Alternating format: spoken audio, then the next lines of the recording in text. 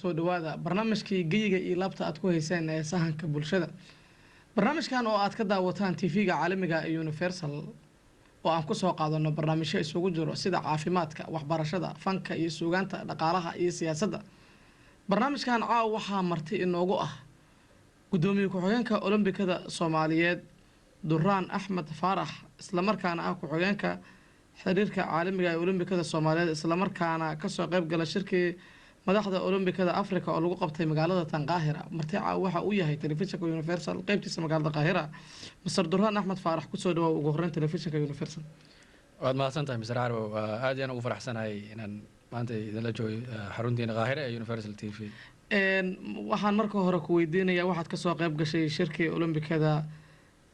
madaxda Afrika oo lagu qabtay magaalada Qaahira. shirkaas ugu horreyn dadweynaha Soomaaliyeed ee ka daawanaya telefishinka Universal ugu horreyn sharaxaad guud naga sii macluumaadkii waxyaabaha halkaas madaxdii aad aragteen oo aad la soo qaadeen ee ku saabsan sidii tayo loogu yeelayo xiriirka Soomaaliyeed ee Olombikada Soomaaliya maadaama tayadiisa ay hooseyso. maxaad isla soo qaadeen, maxaad meel isla dhigteen? بسم الله الرحمن الرحيم. runtii aad ayaan idinkaga mahadcelinaya fursaddan. marka ugu horeysa iyo ogolaada in fursaddan qaaliga ah inaan ugu hambaliyeeyo telefishinka caalamiga ee Universal sanad guuradiisii labaad ka soo wareegtay xilligii uu soo galay hawada. runtiina waxaan dhihi karaa waa fursad aad u wanaagsan oo u soo hoyatay ummadda Soomaaliyeed guud ahaan. waa fursad aad u fiican oo aan jecelnahay in laga faa'iideysto inay ummadda Soomaaliyeed oo ku nool daafaha adduunka ay maanta fiirsan karaan telefishin ku hadlaya afkooda. marka waana laba sanad guuradoodii labaad iyo hadda maraysa. taas runtii waxay ku tusaysaa inuu yahay telefishinkani telefishin waxtar leh oo aan rajaynayno inuu jiritaankiisu sii siyaado 20 sano dambe iyo ka badan inuu sii socdo halkan intaasna uu ka sii ballaarto. haddii aan usoo noqdo su-aashii aad weydiisay waa run saad tiri waxaan halkaan u imid inaan ka qayb galo xiriirka waxaa la yidhahdaa shir ama seminar isugu yimaadeen madaxda Olombikada Afrika oo loo yaqaan marka lasoo gaabiyo ANOCA oo sanad kasta la qabto. sanadkan ay fursad u heshay inay martigeliso guddiga Olombikada Soomaaliya, guddiga Olombikada Masar. waxaa ka soo qayb galay dhammaan madaxda Olombikada Afrika marka laga reebo 3 wadan 50 wadan ayaa isugu timid. waxaa kale oo joogay oo goobjeeg ka ah shirka madax kala duwan oo ka socota Olombikada adduunka International Olympic Committee qaybihiisa kala duwan oo ugu horeyso Olympic Solidarity oo ah qaybta u qaabilsan horumarinta iyo hadday tahay xagga dhaqaalaha maxaa la yidhahdaa maalgelisa Olombikada wadamada adduunka kala duwan. waxaa kaloo ayagana joogay oo aad uga qayb qaatay guddiga qabanqaabada ciyaaraha Olombikada 2008 Beijing lagu qabanayo wadankaas Chinaha, ayagoo soo bandhigay maxaa la yidhahdaa tabaabushaha iyo ugu jiraan diyaar garowga weyn ay ugu jiraan martigelintooda ay martigelinayaan dadweyne aad u fara badan oo ka soo qayb galaya ciyaarahaas Olombikada isugu jirta athletes ama ciyaartooy, madax, maamul iyo daawadayaal fara badanba. marka runtii waxay ahayd 3 maalmood ayuu socday. 12kii bisha ayuu bilowday Arbacadii, maanta ayuuna soo gabagaboobay. marka sidaas ayuu ahaa shirkaas. okay ma is aragteen waxaan filayaa dabcan inaad isla kulanteen kol haddii shir weyn oo halkan uu ka dhacay isla markaana dowlad weyn oo dowladda Masaarida ay marti qaaday Olombikada Afrika amba madaxdooda idil wax maalgelin ah oo lagu sameynaya dalka Soomaaliya si tayada isboortiga Soomaaliyeed oo aad u liita kor loogu qaado. runtii waxa laga hadlayay wuxuu ahaa guud ahaan sidii loo horumarin lahaa tayada olombikada africa waxyaabo badan oo waxay u jirtay taas guud ahaan ayaa looga wada hadlay laakiinse kulamo khaas ah oo la yeelan uu jiray maxaa la yidhahdaa hay-ado ama maxaa la yidhahdaa ashkhaas kala duwan ay ku jirto olympic solidarity oo ayagu ballan qaaday inay tababaro dhanka tababarada iyo aad ay uga caawin doonaan isla markaasna ay tababarayaal soomaaliyeed oo tayale sidii loo soo saari lahaa runtii horena way u bilaabeen oo hadda sidaan ogsoonnahay bishaan 11 waxaa lagu soo gabagabay magaalada muqdisho tartan coaching ama tababar ciyaarta kubadda koleyga oo joogay khabiir ka socday xiriirka caalamiga volleyballka international volleyball federation magaalada muqdisho hadda lagu soo gabagabay kuwaas iyo kuwa lamida oo fara badan inay naga caawin doonaan midda kale in tababarayaal soomaaliyeed loo diro dibadda ay kusoo tababartaan si ay waddankii ugu noqdaan ciyaaro kala duwan ah waxaa laga yaaba soomaalidu waxay keliya xiiseeyaan oo ay garanayaan waa isboortiyada waaweyn oo basketballka iyo footballka iyo wixii lamid ah laakiinse isboortiyo fara badan oo kala duwan ayaa jira midda kale oo mashaariic in waan isla soo qaadnay barnaamijyo waxaa la jira ka mid yahay mashruuc la yidhahdo olympic africa oo loogu talagalay wadamada africa ku yaal in loogu dhiso goob olympic oo ka kooban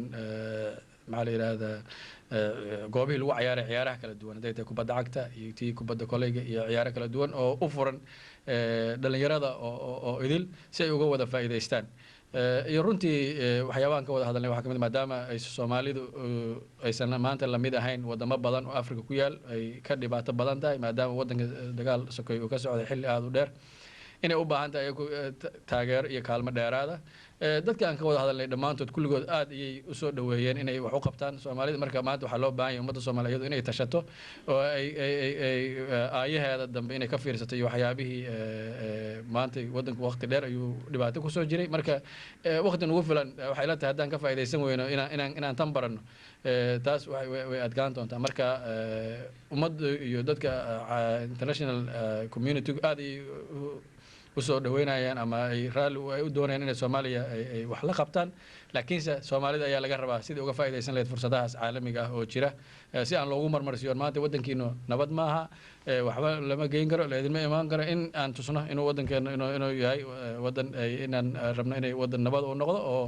ay imaan karaan waxaa la yidhaha hay-adaha kala duwan ay samafallo kala duwan noocay doontaba ha ahaatee isboortiguna ugu horeeyo oo waxaan kasoo qaadna waxaa kamid ah in isboortiga aan uga faa'iidaysano inuu noqdo isboortigu wixii loo maray lahaa nabadda iyo dadka isdhexgalkooda iyo isu keenistooda runtiina isboortiga weligiis wuu ahaa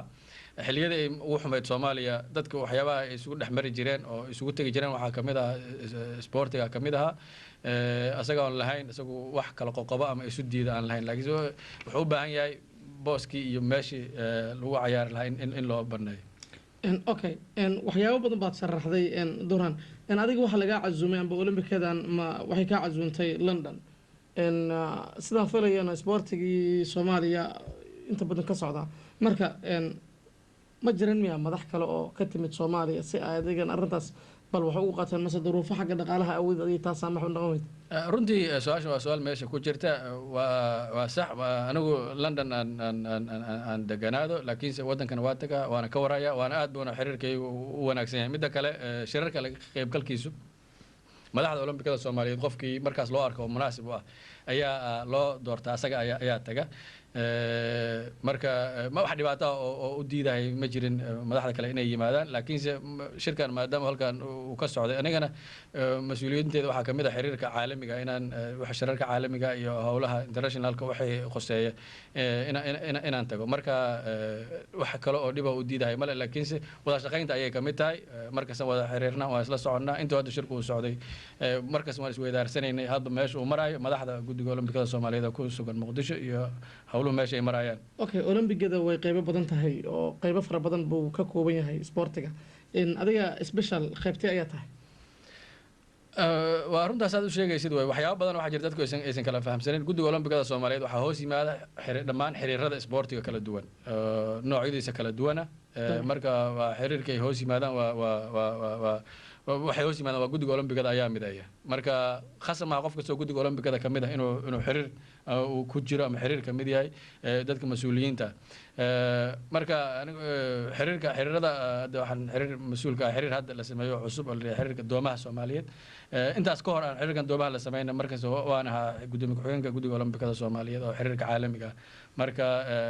maahan wax isdiidaya ama xiriirka doomaha dabcan telefishinka Universal ayaa baahiyay kaalinta shanaad ayay ka galeen yacni barnaamij xiiso badan oo jaamacadda carabta wadamada ku jira lagu qabtay magaalada Tanqaahira inta badan Alexandria meelo aad u fara badan calankii Soomaaliya ayaa la loolayay dhammaan dariiqada dalka Masaarida iyadoo yacni xiriirka cusub Soomaaliya weli ayagoo tababar sida uu sheegay Mr. Jag oo kamid ah ciyaaryahanada markaas ka soo qayb galay yacni asoo training hal saac qaatay ayuu sameeyay waxyaabo dadka ka yaabay isla markaana uu kaalinta shanaad ay Soomaaliya gashay marka ma filaysa xiriirkaada guul intaas la eegay soo hoyinayaan runtii arrin waxa weeye arrin aad loogu farxo ma xiriirka kaliya ma laakiinse guud ahaan maxaa la yidhahdaa sportiga Soomaaliyeed oo idil waa sidaad u sheegtay wuxuu ahaa xiriirka kaliya ka soo qayb galay ciyaarihii All Arab Games ama ciyaarihii jaamacadda carabta oo waddankan Masar lagu qabtay dhibaato jirtay darteed oo maxaa la yidhaahdaa xilliga dadkii qabanqaabinayay ciyaaraha dowladda Masar ayaan waqti munaasib oo sax aysan kolba aysan gaarsiinin casuumaadii loogu talagalay tan nasiib wanaag sababta keentay waxay ahayd inuu xiriirka doomuhu yimaado xiriir wanaagsan oo ka dhaxeeyay labada xiriir xiriirka Soomaaliyeed ee doomaha iyo kan Masaarida marka xiriir ahaan ayay u yimaadeen marka runtii waa arrin aad loogu farxo ciyaarahan oo ciyaar aad ugu cusub Soomaalida in ay yimaadaan oo calankii Soomaaliyeed ay dhex keenaan meeshii la isugu yimaadeen wadamada carabta oo ay Soomaalidu ka mid tahay dhammaantood in calanka Soomaaliyeed in meesha la keeno waa arrin aad ugu baahneen marka middan kale intaan aan ku jira fursaddan aan uga faa'iidaysto sida la wada ogsoon yahay sportiga waa fara badan yahay maanta waddankeena Soomaaliya dhibaatooyin fara badan ayaa ka jira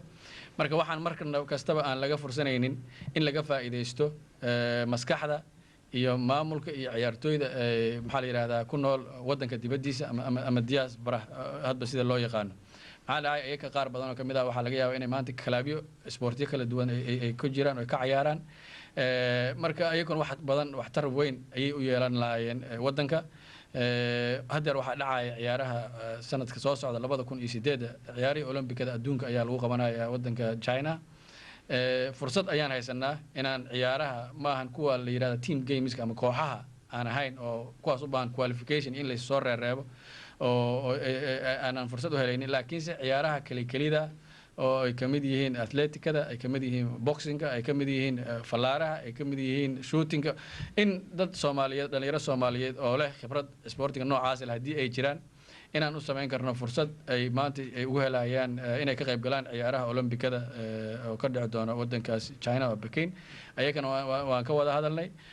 qolyaha International Olympic Committee iyo Olympic Solidarity howlahan khusayeen ayagana waa ka hadalnay hadii ay jiraan dad Soomaaliyeed oo ama kooxa ku jira ama record leh u dhow recordka olombikada looga qayb gali karo xataa inta ka dhiman inay noo siinayaan scholarship marka inaan uga faa'iidaysto maadaama maanta caawa aan joogo telefishinkan Universal haddii ay jiraan dad Soomaaliyeed dad garanaya inay nala soo xiriiraan oo ay nala soo socodsiiyaan si aan uga faa'iidaysano si uga qayb qaataan ciyaaraha adduunka midda kale sanadka 2010 waxaa la qabanaya ciyaaraha olombikada da'yarta Youth Olympic Games kaas laftigooda inaan ka faa'iidaysano sidii dhalinyaro Soomaaliyeed oo fara badan oo fursad u heli kara inay jiraan inay waddankooda ay u matalaan ciyaarahaas in loo helo marka in la isxilqaamo maanta waxay leedahay saan hore u yiri sportiga wuxuu ka qayb qaadan karaa dib u dhiska waddanka qof kasta ama maxaa la yiraahdaa group kasta ama sector kasta oo ummadda kamid ah hadii ay qaybta ku jirto ay si fiican ay ugu hawlgalaan wax badan ayaa waddanka loo qaban karaa marka fanka iyo sportiguna markasta wuxuu ku jiraa waxyaabo meel dadka lagu dhiirigeliyo oo la isugu keeno ummadda ayuu kamid yahay marka waxaan rajaynaynaa in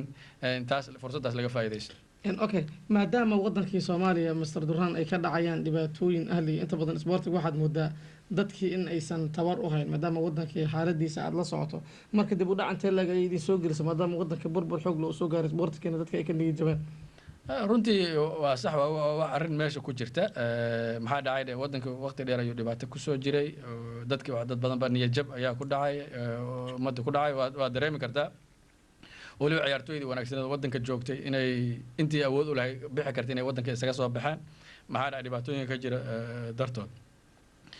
kuwa hadda joogaana badankooda ay isleeyihiin ay raadinayaan sidii ay uga bixi lahaayeen marka waxaan rajaynaynaa inay ilahayna ka baryaynaa inuu waddankeena uu noo hagaajiyo si uu noogu hagaago markaas laakiinse markasta situationka lagu jiro qaabku yahay waa in loola dhaqmo marka isboortiga waxaan rajaynaynaa in dadka isboortigu inay isboortiga u adeegsadaan horumarinta waddanka sidii loo horumarin lahaa ummadda sidii la isugu soo keeni lahaa dhalinyarada yaryar oo wax ay qabtaan aysan jirin inay ku mashquuliyaan isboortigu waxyaaba badan oo xunxun ayuu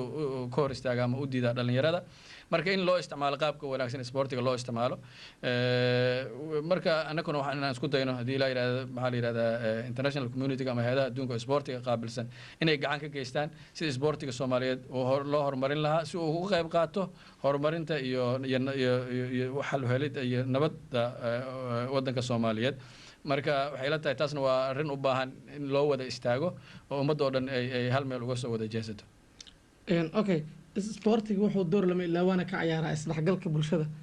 dabcan horseeda ayuu nabadda inta badan ka yahay oo waa colaadda waa ka madax bannaan yahay isboortiga marka xilladii ugu dambeysana isboortiga waa uu habsaday marka ka waran sidee baad ambaqaad ula sameyn kartaan xaaladahan jira amba burburka waddanka ka taagan runtii waxaa jira hadda tallaabooyin fara badan oo raba guddiga olombikada soomaaliya inuu qaado waxaad ugu dambeysay oo weliba maxaa la yidhahdaa arrimo ay naga kaalmeynayaan guddiga olombikada adduunka international olympic community in waa sax sidaad u sheegay sporting in loo adeegsado sidii dadka la isugu dhex keeni lahaa ummaddu isu dhexgeli lahayd isu exchange loo samayn lahaa maantana waxaad moodaa sportiga xataa inta jirto oo socota inuu inta badan uu ka socday magaalada muqdisho marka in loo helo fursad sportiga in gobolada waddanka ka kooban yahay oo dhan in la gaarsiiyo maadaama ay mas-uuliyad ka saaran tahay guddiga olombikada soomaaliyeed uu waddanka oo dhan inuu sportiga u wada gaarsiiyo arrintaas waan bilownay hadda bilihii lasoo dhaafay marka hadba awooddaadu intay tahay ayaa la socdaa in loo sameeyo zone office waxa la yidhahda ama zone office looga furo isagoo sportiga halkaas ka hirgeliya marka hadda waxaan ku guuleysanay inaan furno bay inaan ka furno hal xafiis oo olombikada uu ku leeyahay oo ka mas-uula gobolada bay iyo bakool garowgan waxaan ka furnay office isagana ka mas-uula gobolada puntland la isku yidhaahda inuu sportigooda inuu ka shaqeeyo hadda ku jirnaa inaan mid ka furno hiiraan iyo marka ay gobolada u dhow ay isugu yimaadaan haddii ilaahay awoodda noo ogolaado marka waxaan rajaynaynaa inaan sportigu wuxuu kamid yahay maxaa la yidhahdaa waxaa dhib soo gaaray dhibka waddanka soo gaaray o dhan ayuu qayb ka yahay marka in tartiib sidii loo soo celin lahaa in laga wada shaqeeyo maxaa la yidhahdaa iyadoo loo adeegsanayo ma lala kaashanayo hay-adaha kala duwan ee caalamiga okay maadaama aad xafiisyo furteen inta badanna xiriiradiina waxaan aragnaa inay rag oon kaliya ku jiraan marka laga reebo basketka dumarka waa ku yaryahay isboortiga marka taa maxaa sababa isleeda oo xiriirkeena ma ka mid yihiin dumar isla markaa waxay si ay u noqotay meesha inuu rag kaliya xaquuq ku lahayn ma jirtaa tallaabo taa lamid aad qadaysaan runtii waxay la tahay waa sax soomaali kaliya arrintaas dhib uu ku haya maahan waa guddiga international olympic committee oo dhan ayaa hadda waxay soo saareen in loo sameeyo quota loo sameeyo inay dumar noqoto maahan wax soomaali kaliya quseeya hadda shirkan hadda aan ka sheegayo aan joognay madaxda africa isugu yimaadeen 50 waddan ayaa joogtay 2 dumar ka ahayd marka waxaa la yidhahdaa soomaalidu waaba ka horeeyaanba xiriir waa yaryahay xiriir aysan ku jirin guddigiisa dumar aysan ku jirin guddiga olombikada soomaaliyeed waa ku jiraan executive committeega 3 dumar ayaa ku jirta marka wadamo badan oo adduunka ka mid ah weliba kuwa horumare ayay soomaalidu ka horeysaa maxaa la yidhahdaa dumarka iyo maxaa la yidhahdaa dumarkuna waxay ka mid yihiin waxyaaba dadka dad badan oo dumar waxaa jira aqoon leh iyo waxtar aada u sarreeya leh marka marnaba doorkooda lagama maarmayo marka weliba sportiga la yidhahdo maadaama dhaqan iyo culturekeenuna uu mar kasta u baahan yahay in ay ka mid tahay ha marka waa arrin aada muhiim ah in intaan waxaan rajaynaynaa inay kasii siyaado adigoo yacni fiirinaya yaad jeceshahay inaad dardaaran siisid fursaddan qaaliga oo kusiiyay telefishinka universal ka faa'iidaysan amba xiriirkaada iyo waxyaabaha aad u rajaynaysid runtii mar labaad ayaan ku celinaya waa arrin muhiima mar labaad ayaan ku celinaya waxaan rajaynaya in bahda isboortiga soomaaliyeed meel kasta oo ay joogaan adduunka inay u istaagaan inay ka qayb qaataan horumarka iyo dib u dhiska waddankooda sportingana wuxuu ka mid yahay waxyaabaha waddanka lagu horumarin karo dib u dhiskana ka qayb qaadan kara bulshada iyo isku dhexgalkooda iyo isku imaantankoodana qayb weyn ka qaadan kara marka siiba waxaan aad iyo aad ula dardaarmaya dadka Soomaaliyeed oo ku nool qurbaha kuwa Soomaaliya jooga waan ognahay dhibaato ku filan waa ayagayba haysaa oo maanta qof waddankii jooga oo dhibaataysan maanta in hawl badan iyo wax badan in loo diro waxay la tahay loogama sugaayo dadka dibadda jooga oo fursadaha haysta inay ku dadaalaan sidii ugu faa'iideyn lahaayeen waddankooda dad badan waxaa jira ciyaartooy soo ahaan jiray oo waddanka magac ku soo yeeshay inay dib ugu celiyaan maxaa la yiraahdaa waxay sportiga ay magaca ku soo yeesheen inay dib ugu faa'iideeyaan waddankoodii in ay ku dhiirigeliyaan dhalinyarada Soomaaliyeed inay ka qayb qaataan inay sportiga qayb weyn ka galaan maxaa dhacay iyaka ayay waxay u tahay fursad wanaagsan waxyaabo badan oo ama dhibaatooyin u keeni lahaan inuu sportiga ka hor istaagi doono midda kale waxaan rajaynaynaa in calanka Soomaaliyeed inuusan marna ka maqnaanin ka qaybgal kaliya inaan hadda waxa aan uga qayb galnaa sportiga ka qaybgal calanka yuusan ka maqnaanin meesha calanka Soomaaliyeed hala geeyo laakiin inaan uga qayb galno sportiga inaan guul u soo hayno waddankeena oo guul u soo hayno waan hubaa haddii si qaab wanaagsan ama si wanaagsan loogu istaago in arrintaas ay aan guul ka soo hayn karno waxaan tusaalahaan u soo qaadan karaa halkan inaan ka sheegay tahay waa dhalinyaro Soomaaliyeed oo u istaagay inay xiriirka Soomaaliyeed ee kubadda kolayga ama basketballka ay la shaqeeyaan oo aad iyo aad isugu dayay inay ciyaartooy Soomaaliyeed oo tayo leh ay ka soo aruuriyaan adduunka daafihiisa oo idil oo ciyaari lagu qabtay Kenya ka qayb galay bishii sanadkii la soo dhaafay ciyaaraha zoonka shanaad oo Soomaalidu ka mid tahay runtii wax aad loogu farxayay ahayd markaad aragtay dhalinyaro yar oo Soomaali oo waliba aan team dhammaystiran ahayn oo afar meelood saddex meel ay ahaayeen 8 ciyaartooy kaliya aan hore isu arag aan is aqoonin markii ay loo ciyaareen wadamo ugu yaraan 2 bilood tababar soo wada qaadanayay qaarkoodna ay ka badiyeen waxaa ka badiyay 4 ciyaarood ay ciyaareen 2 ciyaarood waxa looga badiyay dhibco aad u yar oo waliba waxaa ka badiyay labadii kooxood oo finalka isugu yimid wadamo waxay ka badiyeen iyaguna ka mid tahay Uganda iyo Eritrea oo kale kiiba ugu badiyeen ugu yaraan 20 dhibcood ay uga badiyeen marka runtii taas waxay furtay channel dhalinyaro badan oo Soomaaliyeed inay arkeen inay tahay inay fursad tahay inay waddankooda u ciyaari karaan hadda aad loola soo xiriiro marka haddeerna ay sameeyeen maxaa la yiraahdaa xiriir weyn oo hadda ka samaysan Yurub iyo America oo diyaar u ah inay maanta haddii loo baahdo inay waddankooda ay qabtaan inay diyaar inay uga qayb galaan marka taas tusaalahaas oo kale in la qaato xiriirada kale oo kala duwan in ayaguna ay noocaas oo kale ay u adeegsadaan aad iyo aad ayaad mahadsantahay kaasi wuxuu ahaa Durraan Axmed Faarax isla markaana ah gudoomiye ku-xigeenka Olombikada Soomaaliyeed isla markaana qaabilsan xiriirka caalamiga oo caawa TV-ga Universal marti oo asagoo ka soo qayb galay shirkii madaxda Olombikada Afrika oo lagu qabtay magaalada Tanqaahira barnaamijkan sahanka bulshada waxaa soo saaray iskuna soo dabarida anigoo ah Mahad Carabi cali dhanka aragga waxaa iga saacidaya almuhandis Maxamed Cabduuba Xaaji xagga editanka waa Maxamuud Yuusuf Maxamed xagga codkana waa Maxamed Xuseen inta aan dib dambe barnaamijkan oo kale u kulmi doono waa Mahad Carabi cali oo idin leh kulantan dambe oo xiiso leh aad ayaad u mahadsantahay Durraan Axmed Faarax aad baan mahadsantahay